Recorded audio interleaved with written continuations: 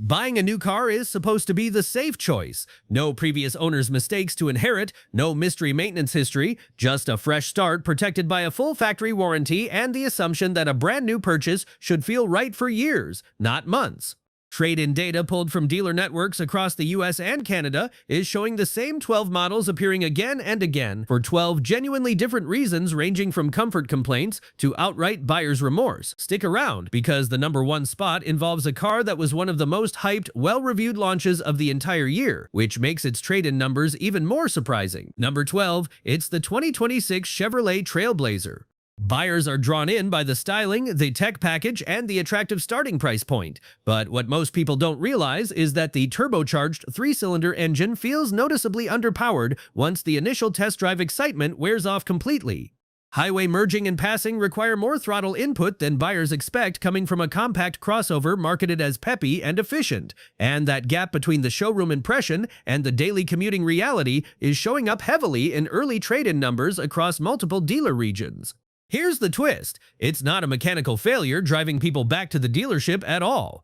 It's buyer's remorse over performance that felt perfectly fine for a 15-minute test drive around a quiet dealership loop, but genuinely frustrating for a daily highway commute involving merging traffic and steep on-ramps. Several trade-in reports point to buyers specifically citing not enough power as their primary reason for walking away from a car they were excited about just months earlier.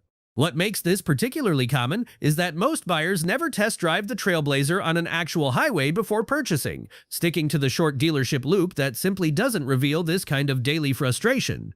If a small engine complaint feels minor, wait until you see number 11, where the complaint isn't about power at all, but something buyers feel every single mile. At number 11, the 2026 Hyundai Venue.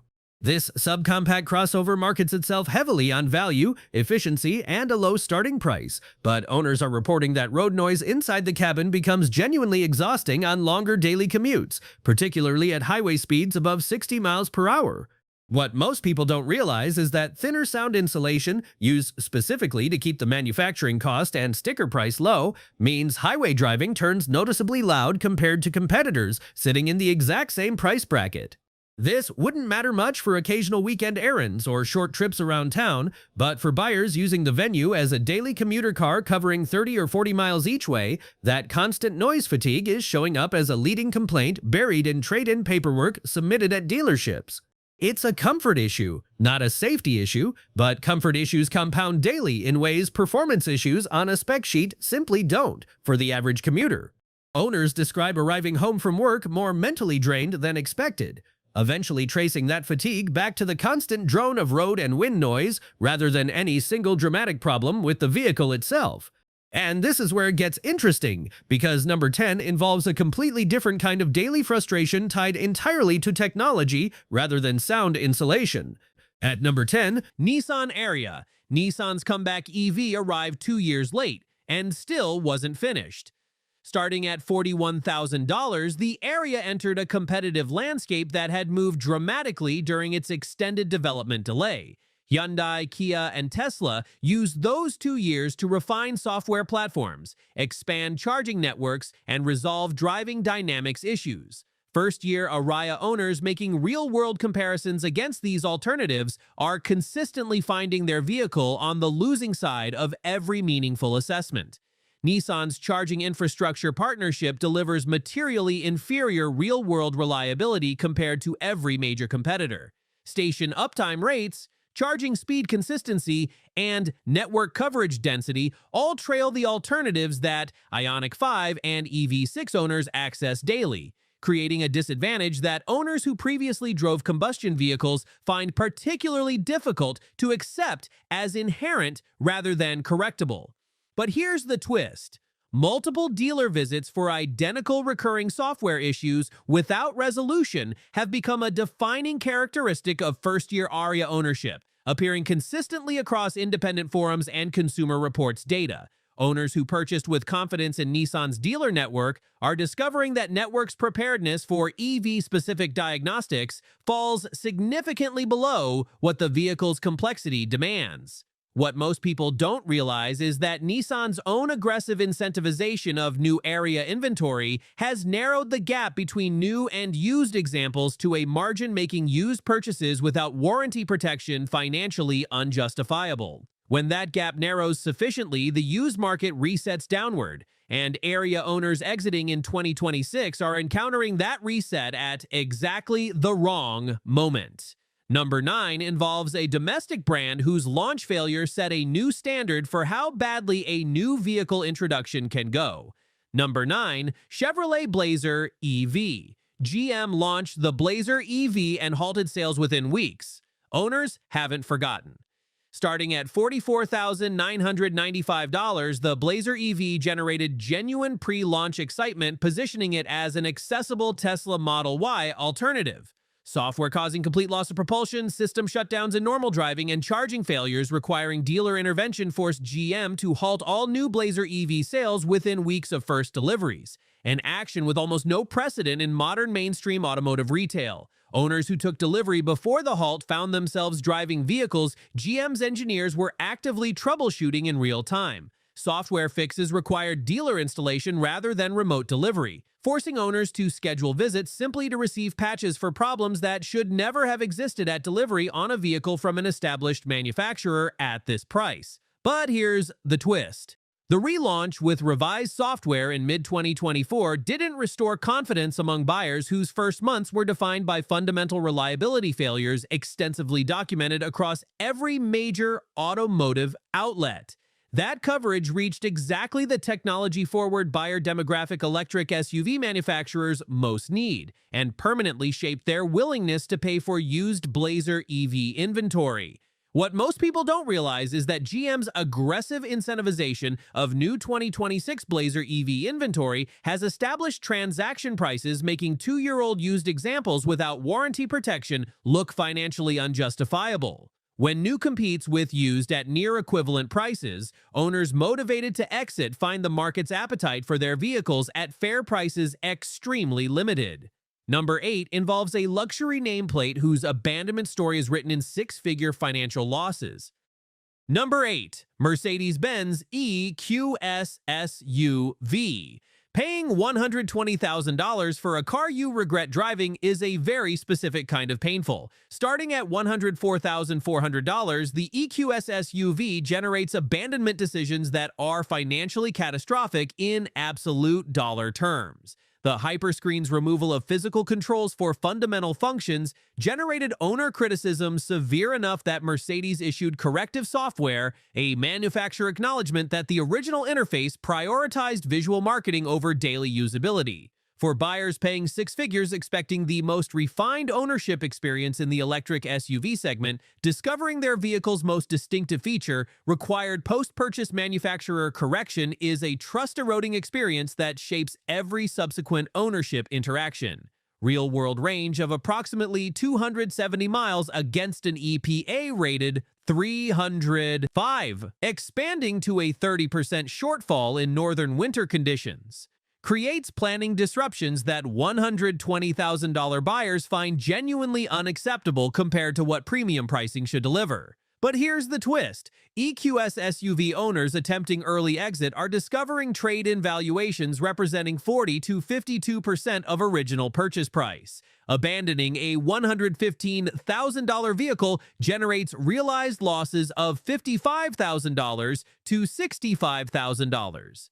That financial destruction is the most severe absolute dollar loss on this list, and yet a meaningful number of owners are accepting it rather than continuing ownership. What most people don't realize is that Mercedes' own aggressive pricing on new EQS SUV inventory directly suppressed used values by establishing lower anchors that the market immediately reprices all comparable used examples against.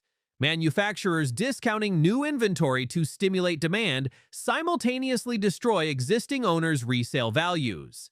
And EQS SUV early adopters are experiencing that dynamic with particular severity. Number 7 is the most instructive abandonment story on this entire list.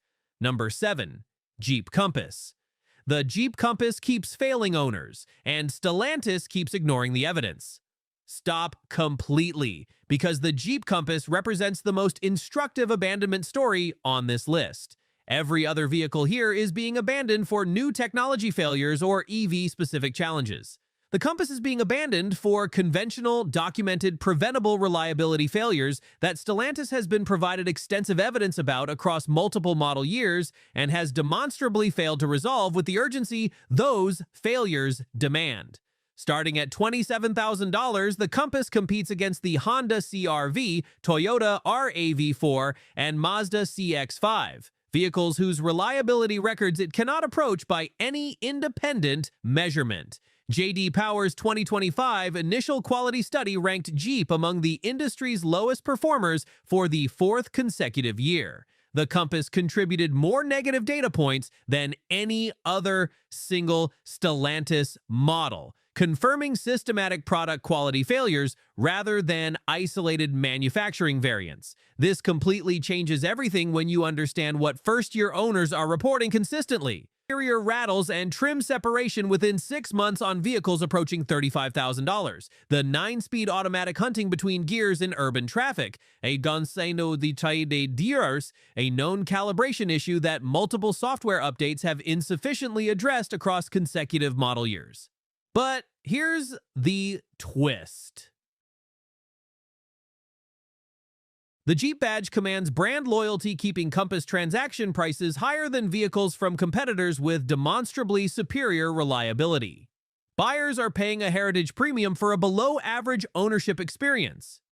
And when that realization arrives around the third dealer visit, the decision to absorb a trade-in loss and exit becomes emotionally necessary rather than merely logical. What most people don't realize is that Stellantis possesses the warranty claim frequency data, the J.D. Power survey results, and the NHTSA complaint filing volume to understand precisely where the Compass is failing its buyers. The persistence of specific documented failure modes across multiple model years without comprehensive resolution represents a product management prioritization that current owners are paying the price for through first-year abandonment decisions that data shows are accelerating. Number 5 involves a vehicle whose revolutionary ambition and operational reality diverged in ways that passionate early adopters are still processing emotionally and financially. Number 5, Rivian R1S. The most anticipated electric SUV of the decade is humbling its most passionate owners. Starting at $75,900, the Rivian R1S generated waiting lists measured in years and deposit queues numbering hundreds of thousands. The gap between that enthusiasm and first-year ownership reality has produced abandonment decisions that are emotionally complex, because owners who loved what the R1S represented are walking away from vehicles whose execution failed to honor the promise that generated their commitment. The R1S is genuinely exceptional in specific conditions. Service centers concentrated in major coastal cities leave owners elsewhere facing mobile service wait times exceeding 2 weeks for non-critical repairs, and significantly longer for issues requiring parts experiencing documented supply chain shortages. Vehicles awaiting parts for months while owners arrange alternative transportation represent an ownership burden the $75,900 price point makes increasingly difficult to rationalize. Number 4. Cadillac LYRIQ. Cadillac's electric renaissance is producing owner frustration on a significant scale. Starting at $58,000, the LYRIQ was positioned as GM's clearest statement that American luxury could compete at the highest level of the electric segment. GM's Ultium platform has generated more warranty claims in its first 2 years of volume production than any comparable platform from a major manufacturer. Thermal management issues in temperature extremes, charging system faults requiring dealer intervention, and software triggering false warning systems have driven ownership experiences that contradict the LYRIQ's marketing sophistication at every practical touchpoint that owners encounter in daily use. But here's the twist. GM's customer service response to LYRIQ complaints has been assessed as inadequate across owner communities. Week-long dealer wait times, parts delays exceeding 4 weeks, and service advisors with inconsistent Ultium-specific diagnostic training create a service experience that amplifies rather than resolves the frustration generated by the original vehicle reliability issues. What most people don't realize is that real-world efficiency consistently falling below EPA estimates, owners expecting 312 miles regularly seeing 255 to 275 in mixed driving, compounds the value proposition erosion that reliability concerns have already initiated. For a $58,000 vehicle in a segment where Korean alternatives deliver closer to their stated efficiency figures at lower prices, that shortfall makes the LYRIQ's ownership economics increasingly difficult to justify with each passing month. Number 3 involves Tesla's flagship SUV generating abandonment rates its brand reputation can no longer explain away. Number 3. Tesla Model X. Tesla's flagship SUV is generating abandonment rates its reputation can't explain away. Starting at $79,990, the Model X carries ownership expectations calibrated to both its price and Tesla's reputation for technological leadership. First-year abandonment data suggests those expectations are encountering a reality that growing numbers of owners find insufficient justification for continued ownership at this investment level. The Falcon wing doors defining the Model X's visual identity have become its most documented ownership liability, sensor calibration failures causing refusal to open in parking garages. Ford's electric Mustang is losing owners who feel genuinely misled by the brand promise. Starting at $42,995, the Mach-E generated brand controversy that guaranteed attention. Using America's most iconic performance nameplate on an electric crossover produced strong reactions that shaped first-year ownership psychology in ways Ford may not have fully anticipated when approving the naming decision. Ford's Sync 4A system has generated more owner complaints per unit sold than almost any other infotainment deployed in a mainstream vehicle in 2026. Screen freezes during navigation. Bluetooth disconnections requiring full system restarts. Voice recognition that owners consistently describe as unreliable in real-world conditions. What most people don't realize is that Mustang brand loyalists who overcame naming objections and purchased specifically because of Ford's performance heritage have been the most vocal in abandonment decisions, because the brand promise they implicitly purchased amplified their disappointment when execution reality landed below expectation. The gap between what the Mustang name implied and what the Mach-E delivered created an abandonment motivation that purely rational product assessment would not have generated with the same intensity or speed. Number 1. Fisker Ocean. No car in recent history has abandoned its owners more completely than the Fisker Ocean. Every other vehicle on this list has a manufacturer actively working to resolve its problems. Their warranty is unenforceable. Their vehicle's software stopped developing permanently at a point when it was documentably incomplete. Their connected services are offline. Their parts supply chain has no official continuation pathway of any kind. Starting at $37,499, the Ocean software was incomplete at delivery. First-year owners experience not merely a disappointing product, but a manufacturer progressively withdrawing from obligations while still nominally in operation, a situation with no adequate consumer protection framework to address it. What most people don't realize is that Fisker's Chapter 11 filing in June 2024 didn't simply end the company. It ended every owner's practical recourse simultaneously. Warranties became unenforceable.